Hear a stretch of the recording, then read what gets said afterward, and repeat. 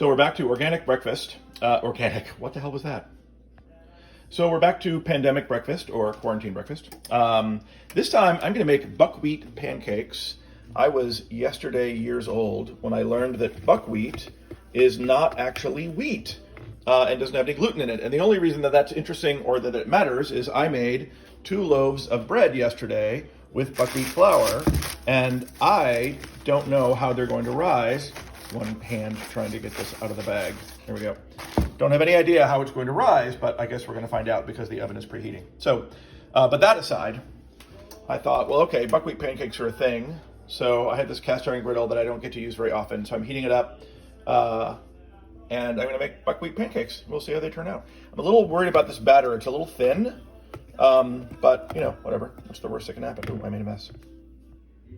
So of course, another coffee to go with my buckwheat pancakes this morning. Several people asked about, in one of the previous videos, about my espresso machine. So this is by a company called Rancilio, and its name is Sylvia. I love that the name of the machine is Sylvia. And the grinder that I got with it, I have 2 of them, one for decaf, one for regular, because I can't be controlled. Rocky, the grinder they call Rocky. So Rocky and Sylvia, who always make me think of Boris and Natasha, are my espresso machines. So it's a prosumer, I think, sort of a high-end consumer machine, certainly accessible and easy. And I felt a little excessive buying it, but I've had this espresso machine for about 11 years now, and I use it every single day, and it's completely amazing. So let's go ahead and get that started while everything else heats up.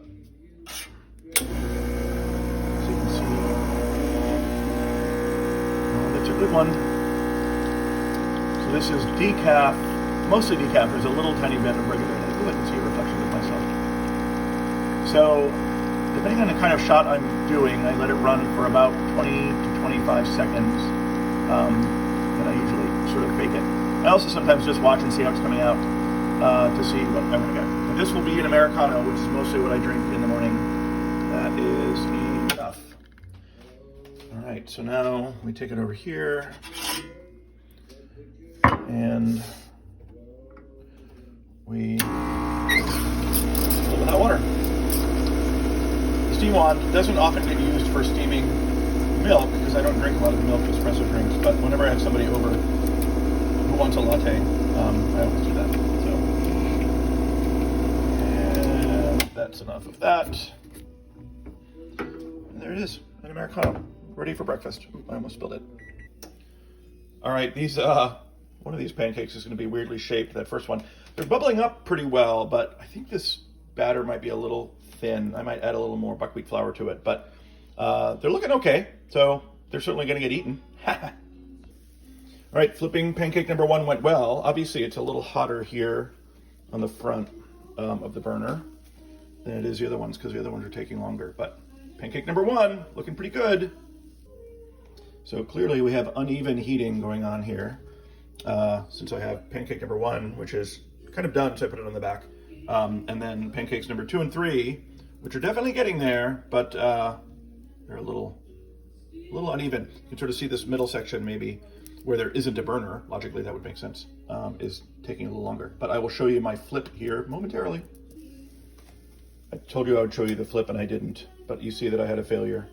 I tried to see if pancake number 2 would move, and it not only did it not move, I broke half of it off. So pancake failure this morning. Again, still edible, at least so far. All right, I'm gonna try pancake number 3 because it's definitely done over on this side, although not really so done on this side, but I might give it a flip. Pancake number 2, sort of in this middle section, definitely suffering, taking time. So let's try pancake number 1, or number 3 rather, see what we can get. Nope. Broke it again. All right, well, I'm making a mess. Well, this is turning out well. Let's just see what we can get here. All right, pancake number 3 is doing fine. Note a little bit of pancake batter on the stove. When the cleaning crew comes, they're gonna have a little extra work to do. Just kidding, I'm the cleaning crew. All right, these are gonna be fine, I think. They're gonna be fragmented a little bit, which is all right. So apparently the whole gig with buckwheat pancakes is that was a picture of the cabinet, is gluten-free. They're gluten-free, which I don't really care so much about. But it's just gonna be messy. All right, this must be why I never use this this griddle. It heats really unevenly. I had this fantasy that it would heat pretty evenly because the cast iron retains heat so well. That was just a fantasy though. Again, messy so far, and yet I'm still gonna eat them. So it's hotter down here on this end. Just give it a little nudge. So I think we're gonna be good. So there are no pancake beauty contests being won this morning, but they definitely look like they're gonna be viable. Just give you a look at the inside. So yep, those are pancakes, gluten-free. Not that that matters, but I have a lot of buckwheat flour. So there you go, happy breakfast. Buckwheat pancakes were a win. Really interesting flavor. Definitely I would make again. Thankfully I have a good bit of,